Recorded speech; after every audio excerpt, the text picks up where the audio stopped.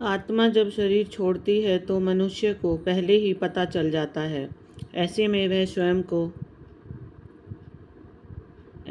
वह स्वयं भी हथियार डाल देता है। अन्यथा उसने आत्मा को शरीर में बनाए रखने का बहुत प्रयत्न किया होता है और इस चक्कर में कष्ट झेला होता है। अब उसके सामने उसके सारे जीवन की यात्रा चलचित्र की तेज चाल चल रही होती है। उधर आत्मा शरीर से निकलने की तैयारी कर रही होती है। इसलिए शरीर के 5 प्राण एक धनंजय प्राण को छोड़कर शरीर से बाहर निकलना आरंभ कर देते हैं। ये प्राण आत्मा से पहले बाहर निकलकर आत्मा के लिए सूक्ष्म शरीर का निर्माण करते हैं, जो कि शरीर छोड़ने के बाद आत्मा का वाहन होता है। धनंजय प्राण है पर सवार होकर आत्मा शरीर से निकलकर इसी सूक्ष्म शरीर में प्रवेश कर जाती है।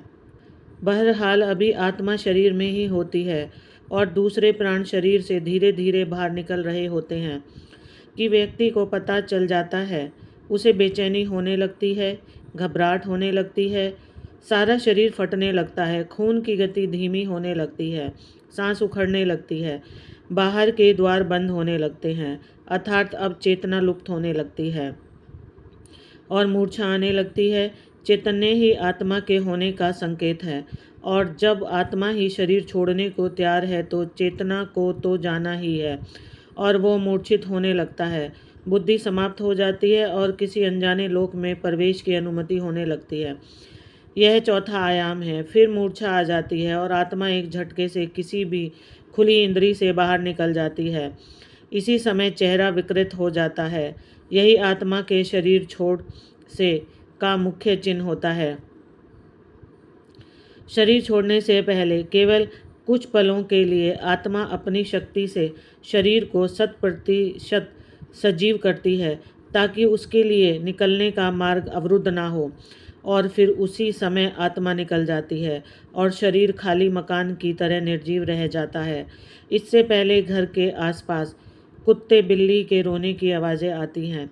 इससे पशुओं की आंखें आध्यात्मिक चमकीली होती हैं, जिससे वे रात के अंधेरे में तो यह सूक्ष्म शरीरधारी आत्मा को भी देख लेते हैं।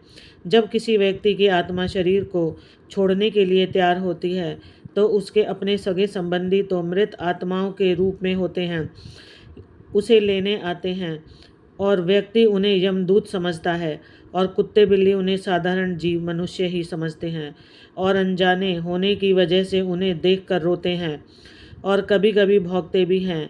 शरीर के 5 प्रकार के प्राण बाहर निकलकर उसी तरह सूक्ष्म शरीर का निर्माण करते हैं जैसे गर्भ में स्थूल शरीर का निर्माण कर्म से होता है।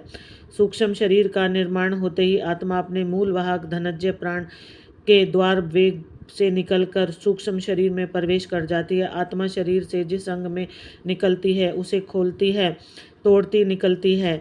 जो लोग भयंकर पापी होते हैं उसकी आत्मा मूत्र या मल मार्ग से निकलती है। जो पापी भी हैं और पुण्य आत्मा है उनकी आत्मा मुख से निकलती है। जो पापी कम और पुण्य आत्मा अधिक हैं उनकी आत्मा नेत्रों से निकलती है और जो पूर्ण घनिष्ठ हैं पुण्य आत्मा और योगी पुरुष हैं उनकी आत्मा ब्रह्मरंध्र से निकलती है। अब तक शरीर से बाहर सूक्ष्म शरीर का निर्माण हुआ रहता है, लेकिन ये सभी का भी हुआ रहता है। जो लोग अपने जीवन में मोह माया से मुक्त हो चुके हैं, योगी पुरुष हैं, उन्हीं के लिए तुरंत सूक्ष्म शरीर का निर्माण हो पाता है।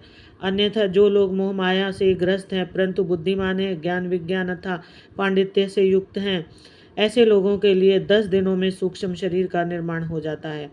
हिंदू धर्मशास्त्र में 10 गात्र का श्राद्ध और अंतिम दिन मृतक का श्राद्ध करने का विधान हो इसलिए है। इन 10 दिनों में शरीर के 10 अंगों का निर्माण इस विधान से पूर्ण हो जाए और आत्मा को सूक्ष्म शरीर मिल जाए। ऐसे में जब तक 10 गात्र का श्राद्ध पूर्ण नहीं होता है और सूक्ष्म शरीर तैयार नहीं होता, आत्मा प्रेत शरीर में निवास करती है। अगर किसी कारण वश ऐसा नहीं हो पाता तो आत्मा प्रेत योनि में भटकती रहती है। शरीर के छोड़ते समय व्यक्ति को पानी की प्यास बहुत लगती है। शरीर से प्राण निकलते समय कंठ सूखने लगता है, हृदय सूखता जाता है और इससे नाभि जलने लगती है, लेकिन कंठ अवरुद्ध होने से पानी पिया नहीं जाता और ऐसे ही स्थिति में आत्मा शरीर छोड़ देती है। प्यास अधूरी रह जाती है, इसलिए अंतिम समय में मुख में गंगा जल डालने का विधान है। इसके बाद आत्मा का अगला पड़ाव होता है शमशान का पीपल। यहाँ आत्मा के लिए यमघट बंधा होता है जिसमें पानी होता है। यहाँ प्यासी आत्मा यमघट से पानी पीती है जो उसके लिए अमृत तुल्य होता है। इस पानी से आत्मा तृप्त का अनुभव करती है। हिंदू धर्म शास्त्रों में विधान है कि मृतक के लिए यह सब करना होता है ताकि उसकी आत्मा को शांति मिले।